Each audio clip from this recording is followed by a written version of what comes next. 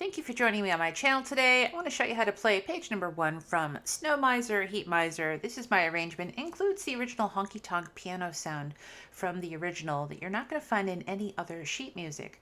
And speaking of sheet music, there is sheet music for this, and I will leave links to it down in the description box below. You can get it either through Sheet Music Direct or Sheet Music Plus. It helps to support my channel, so I appreciate it very much if you do purchase the sheet music, and I'll show you this season how to play through the entire piece. So today we are going to learn page number 1.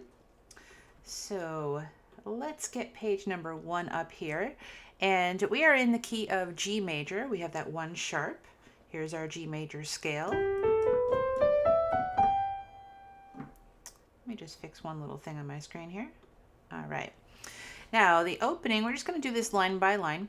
The opening notes are going to start with G moving down to D. Maybe I could put a couple of finger numbers in here to help you out as well. I recommend starting this very first note G here with finger 4 and jumping down to D with finger 1. There's an F sharp and G. Now the next set of notes, we're going to drop on that note D there, and we have a couple of 16th notes. They're going to go E, F sharp, G, but kind of quickly. Roll them upwards, kind of like that.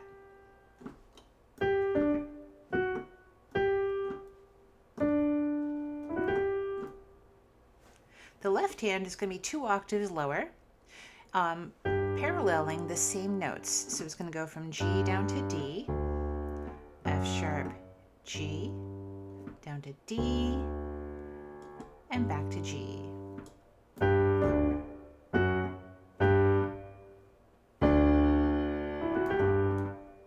Now left hand has octaves going from G to D, F sharp. Let's go up to our second line here. And let's start with just the left hand because we're already here in left hand. We're going to have G going down to D's, back to G, and again G, D, and F sharp. Now on the right hand we have triplets here. This is that very honky tonk sounding piano. That kind of sound, right? So in these triplets there's just 2 sets of notes. We have B and D up high, and then we have a D down low. And because we're working with 3 notes in a beat, right, a triplet, you're going to find that one triplet starts with the higher notes, the B and the D, while the next triplet starts with the lower note, D. Now, one thing you can do while you're practicing is to help emphasize the beginning of each beat. So in the beginning of each third one. So this one here, now the D, now the upper notes, now the lower notes, one more time on the upper notes, before going to the flats, and then down to A and C. This will also help you keep a sense of the beat.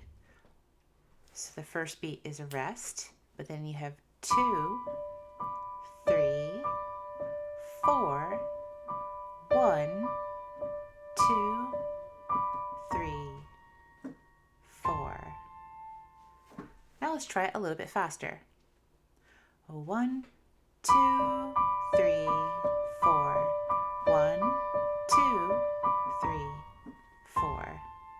And one more time at one faster speed. 1, 2, 3, 4. 1, 2, 3, 4. Let's also get a little left hand there. We're going to slow it back down again when we put hands together. On the first beat, the left hand is playing G. The second beat, the right hand joins in for the first triplet. And we're going to hit D with this D here. Back to G. Now, technically on this third one, let me just show you rhythmically what's actually going on here. We have a 2 against 3 rhythm a little bit. The right hand has a triplet, whereas the left hand has a duplet, the 2 eighth notes.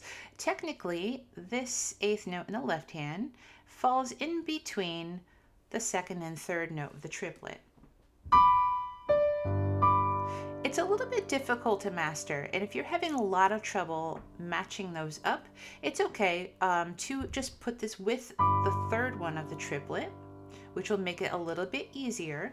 And it's going to be moving kind of quickly, so you won't actually really notice the rhythm slightly different from each other. I'm going to play this through a little faster, this line here, both ways. Technically the correct 2 against 3 way, I'll do that one first. And then the second time I'm going to play where the left hand's going to match up with the third set of notes from the triplet.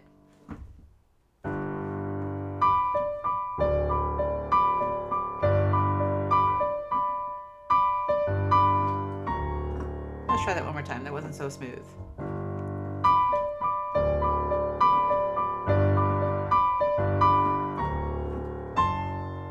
Now this time I'm going to match up this G exactly with the B and the D from the right hand.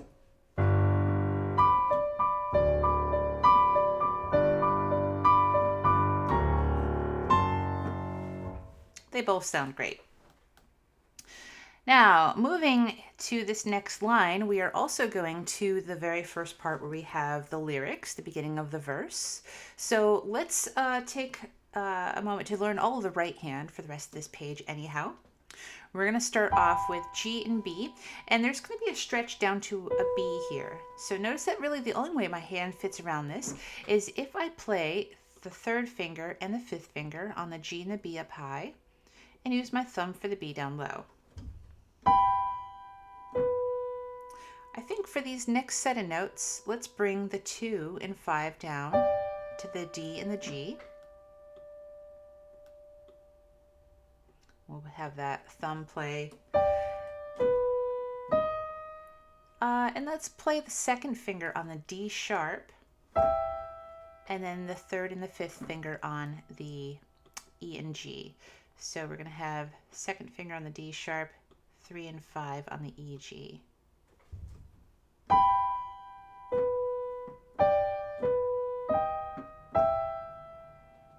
Then the thumb on the C. We can go back to 3 and 5 on the E, G, the thumb on the C, second finger on the C sharp.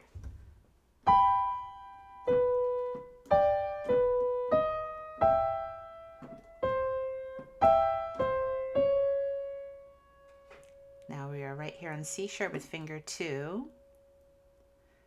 We're going to need D and G.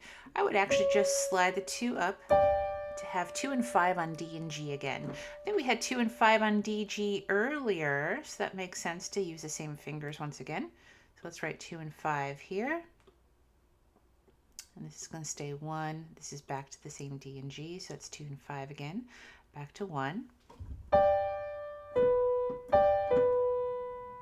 Now these next chords are a little bit lower than where we are. We need our thumb to actually get down to G. So let's move on the word cool. On this B-E, let's play fingers 2 and 5. And these same 2 notes, B and E, are involved in this next chord. So we're still going to play them on 2 and 5. We're just going to bring our thumb in on the G. Bring our thumb over to the A on the next one. So 1, 3, 5 on the A minor chord. And back to 1, 2, 5 on this E minor chord.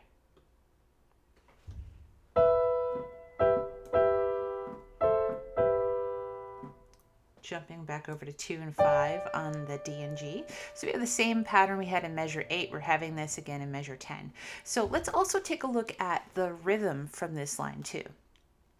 Maybe we can kind of count out the rhythm a little bit more in detail as well. All right, so in the beginning of measure 8, we have a quarter notes on the D and G. That's beat 1. Beat 2 is actually this 8th rest that is next in this measure. The mister is happening on the and after 2. A little bit of syncopation right there. So it's going to last for and 3. And then we have an 8th note again. That's and then quarter note 4. If it helps to put the ands in on every beat, you can also write them in after the first beat and the fourth beat. There just aren't any notes that match up with those.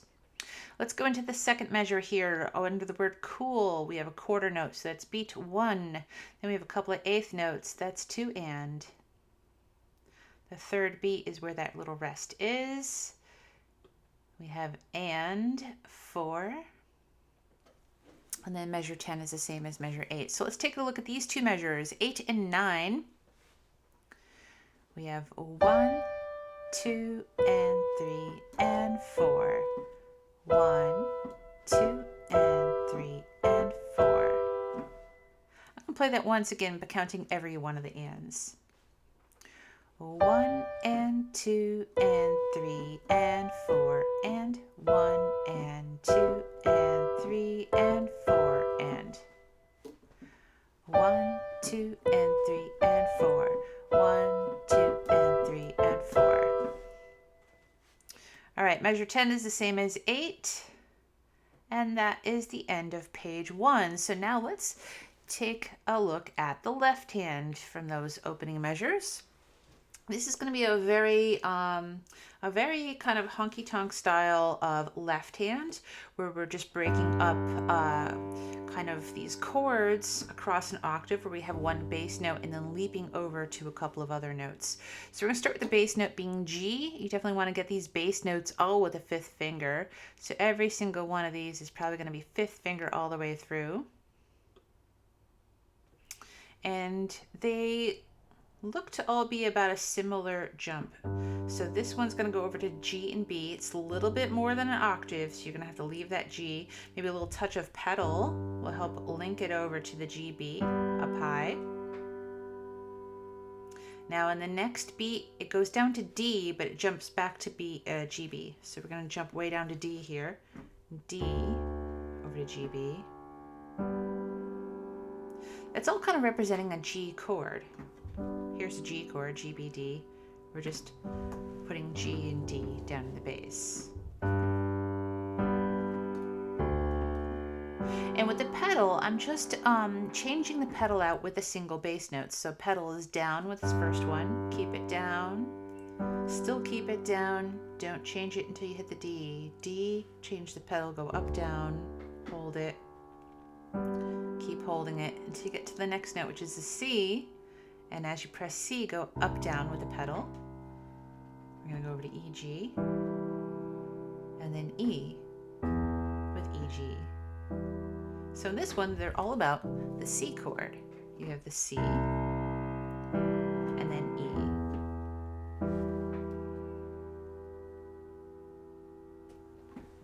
G up to GB, then D. This time, you have something a little bit different. Let me just write in some notes here. We're going to have E going up to GB. Then we're going to have a B and an E. Let's do B with finger 2. We'll do E here with finger 5. You could put finger 5 again if you like. That's a little leaping with your 5th finger. Maybe on this G, might make sense to use finger 4. You still have to make that big leap up to GB though. Then you can play this next G with 5. There's different ways you can play that part. Like I said, you can go back to 5 on G if you feel a little bit more comfortable, because that's what you are playing in other parts of the piece. All right, so now let's take these last 5 measures of the page and do them a little bit hands together.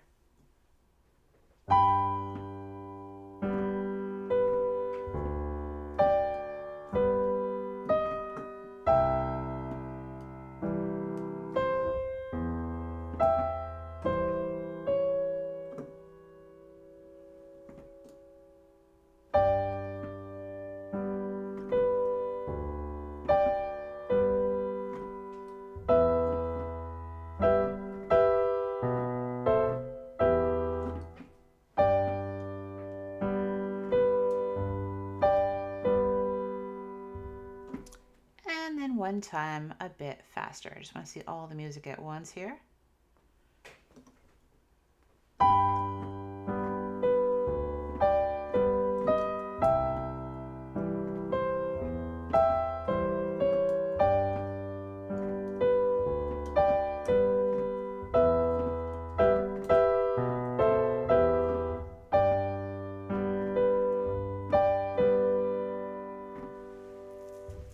completes page 1 out of 4 pages. I do hope you go and pick up a copy of my arrangement of this, and definitely leave down in the comments below when you are ready for the next page, and we'll have another tutorial this season, the second one for Snow Miser, Heat Miser. Don't forget to subscribe to my channel and come back often for more piano lessons.